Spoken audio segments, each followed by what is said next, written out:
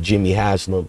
Hiring Andrew Berry only after firing him, but bringing him back to the organization again, has shown you they don't care about winning. I have some of his receipts that I wanted to share, but I'm gonna show you who Shedeur Sanders really is. This guy right here, Lane Kiffin's son, who's cheering and he hits the Shedeur, that's the impact that could have been brought to the Cleveland franchise. Cleveland Browns fans, buckle up. This is the moment you've been waiting for. The truth about Shedeur Sanders, the so-called project quarterback, is finally out in the open. And if you love Shedeur Sanders, drop an SS 100% in the comments right now. Because after what happened against the Ravens, the excuses are over, the patience is over, and the sabotage narrative is officially on the table. Before we break this down, make sure you smash that like button, subscribe to the channel, and turn on the notifications so you don't miss any of the updates we drop. This is the #1 spot for all things Shedeur Sanders, Cleveland Browns drama, and everything happening inside the NFL. It was all set. A consensus had been reached. The Baltimore Ravens, were planning to select Shedeur Sanders in the 5th round with the 141st overall selection. But when he found out, he got word back to the Ravens that he preferred not to go to a place where he would be competing and backing up Lamar Jackson. He wanted to be in a place that he could play. And so when the Ravens got that message, they pivoted, went a different direction with the 141st overall selection. And 3 picks later, the Cleveland Browns selected Shedeur Sanders, who will be in Baltimore today, where he could have been spending his NFL career if he were willing to back up Lamar Jackson. Preferred not to do that, and so Shedeur Sanders will make that trip to Baltimore today. Could have been a Raven, but he's a Brown, 3rd string on the depth chart, Randy. The Baltimore Ravens didn't just beat the Cleveland Browns. They dismantled them, quarter by quarter, play by play. The scoreboard said blowout, but it could have been much worse. This was a runaway train, he said. Baltimore let off the gas, or else this would have been 50+. The Browns were dominated in the trenches, dominated on offense, dominated on defense. And once again, the same conversation resurfaced. Why is Shedeur Sanders sitting behind Joe Flacco and Dillon Gabriel while this offense looks completely lifeless? Fans were frustrated. Twitter blew up with clips of Shedeur on the sideline, helmet in hand, calm but clearly frustrated. Browns fans have been patient, but patience is a luxury that disappears when you're getting embarrassed on national television. He turned his focus directly on the front office and the coaching staff. You kept Kevin Stefanski. You kept Andrew Berry. You brought in a bunch of offensive staff who have already failed. And then you take this young man, Shedeur Sanders, and you stick him behind the most predictable offense in football. We got a blockbuster Adam Schefter report that apparently the Baltimore Ravens were ready to draft Shedeur Sanders in the 5th round of the 2025 NFL Draft, but before they were able to turn the card in, Shedeur Sanders let it be known that he did not want to go to Baltimore to be the backup behind Lamar Jackson. Shedeur Sanders himself has been diplomatic. When reporters asked him about the Ravens blowout and whether he should be starting, he said, "I'm focused on the now. I can't control those decisions. But watch his body language on the sideline. There's fire there. He's not happy being 3rd string. And why would he be? This is the same quarterback who turned Colorado into must-watch TV every Saturday.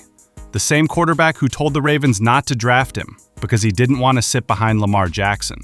This is a player who believes in himself, and he is making sure the world knows that if Shedeur isn't getting a fair shot, it's on Cleveland, not on Shedeur."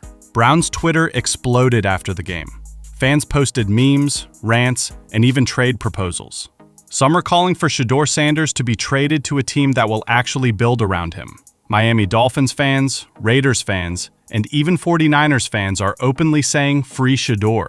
One viral tweet said, "You don't draft Shedeur Sanders to sell jerseys. You draft him to win games. Play him or trade him." This sentiment is catching fire. Every loss increases the pressure on Stefanski and Berry to either make a move or face the heat from fans who are tired of losing. The Browns' problem isn't just quarterback play. It's organizational culture. DJ Bless pointed out that Cleveland has been recycling the same solutions for years. They've been through coach after coach, GM after GM, and yet the results look the same. The roster has talent. Myles Garrett, Nick Chubb, when healthy, Amari Cooper, but there's no identity. And until the Browns figure out who they want to be as a team, they'll keep wasting players' primes. Shedeur Sanders represents hope for a lot of fans. He's young, marketable, and has the kind of poise under pressure that you can build a franchise around. But if Cleveland doesn't change its approach, he could easily become another wasted talent. So what happens next? Here's what DJ Bless thinks. If they don't play him this season, they're going to have to deal with the backlash next season when fans demand it. He predicted that by mid-season, if the Browns' record keeps tanking, there will be chants in the stadium for Shedeur Sanders. And once fans turn, ownership usually follows. Bless even hinted that Shedeur's camp might start pushing behind the scenes if things don't change. These young quarterbacks have options now, he said. They can force a trade, they can go public, they can control their narrative. This is why I keep saying it. Stop blaming Shedeur Sanders for what this organization is doing. He didn't hire Kevin Stefanski, he didn't bring in Andrew Berry, he didn't build this offensive line. He's just the guy you drafted to save you. And now you're scared to use him because you know when you do, every single mistake you made is going to be exposed. Play him or trade him, but stop holding him hostage.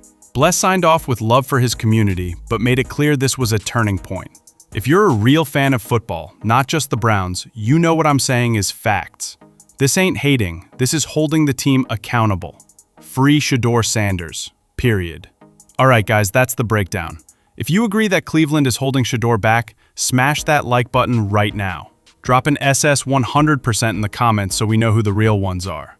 And subscribe because we've got more Browns updates, more Shedeur coverage, and more NFL drama coming your way all season long. DJ Bless didn't hold back. He went directly at the front office. You kept Kevin Stefanski, you kept Andrew Berry, you brought in a bunch of offensive staff who have already failed. And then you take Shedeur Sanders and you stick him behind the most predictable offense in football. That's sabotage, plain and simple. And let's be real, this isn't about Shedeur's talent. This is about Cleveland being afraid. Because once Shedeur gets on the field, every mistake the front office made is going to be exposed. Every bad hire, every bad scheme, every wasted year. Shedeur represents hope, but hope also exposes failure. Think about it. This is the same quarterback who turned Colorado into must-watch TV every Saturday. The same quarterback who looked the Ravens in the eye and said, "Don't draft me. I'm not here to sit behind Lamar." That's confidence. That's belief. That's leadership. So why is Cleveland holding him hostage? Fans know the truth. That's why the play him or trade him movement is catching fire. It's not just noise, it's leverage. Every loss adds pressure. Every blowout multiplies the frustration. And once those chants start raining down inside the stadium, we want Shedeur. Ownership will have a choice. Keep protecting Stefanski and Berry, or unleash the rookie fans already believe in. DJ Bless even suggested Shedeur's camp could start pushing behind the scenes. That's the modern NFL. Quarterbacks don't have to wait anymore. They can force trades, control narratives, shift the balance of power.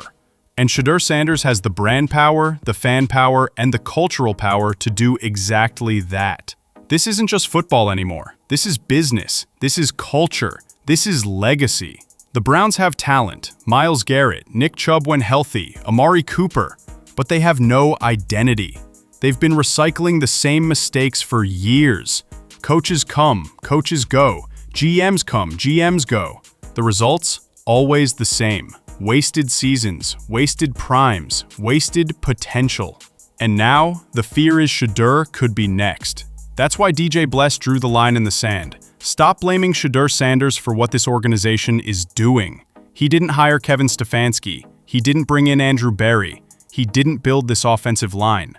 He's just the guy you drafted to save you. And now you're scared to use him. And that's the nightmare scenario for the Browns.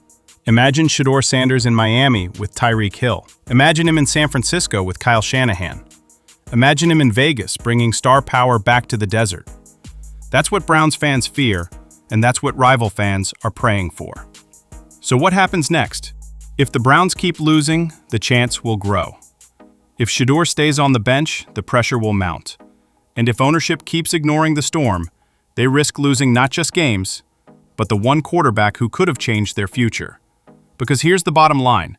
You don't sabotage a franchise savior and expect the fans to stay loyal.